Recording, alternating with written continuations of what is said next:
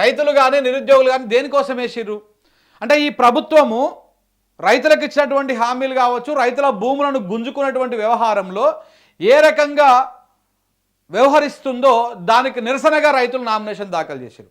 ఒకసారి తెలంగాణ ప్రజలారా, మరీ ముఖ్యంగా జూబ్లీహిల్స్ ప్రజలారా, మీ మీద మీరు మీ ఎమ్మెల్యేని ఎన్నుకోవడమే కార్యక్రమం లేదు.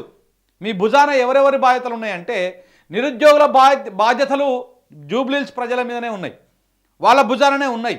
మీరు వేసేటువంటి ఓటు జూబ్లీహిల్స్ ప్రజలు వేసేటువంటి ఈ 3,94,000 ఓట్లు ఏవైతే ఉన్నాయో ఇది ఈ 3.5 కోట్ల ప్రజల ఆకాంక్షల మీద నడుస్తున్నటువంటి ఎన్నికగా మనం చూడాల్సి ఉంటుంది.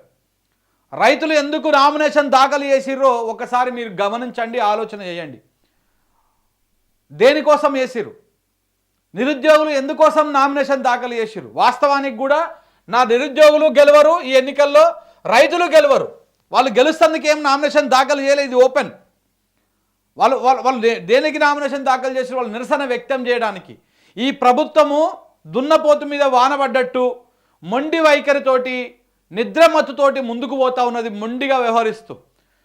ఉద్యోగ నోటిఫికేషన్లు వెయ్యండి అని చెప్పేసి నిరుద్యోగులు లొల్లి పెట్టుకుంటా ఉంటే, నిరుద్యోగులు ఆందోళన చేస్తూ ఉంటే నిరుద్యోగులే ఉద్యోగాలు వద్దంటున్నారు అని చెప్పేసి ప్రభుత్వము రాంగ్ పోర్ట్రేట్ చేస్తూ ఉన్నది, తప్పుడు విషయాలను చెప్తా ఉన్నది, ప్రచారం చేస్తూ ఉన్నది. వాళ్ళ మంత్రులు, వాళ్ళ మీడియా ఛానళ్ళని వాళ్ళని పెట్టుకొని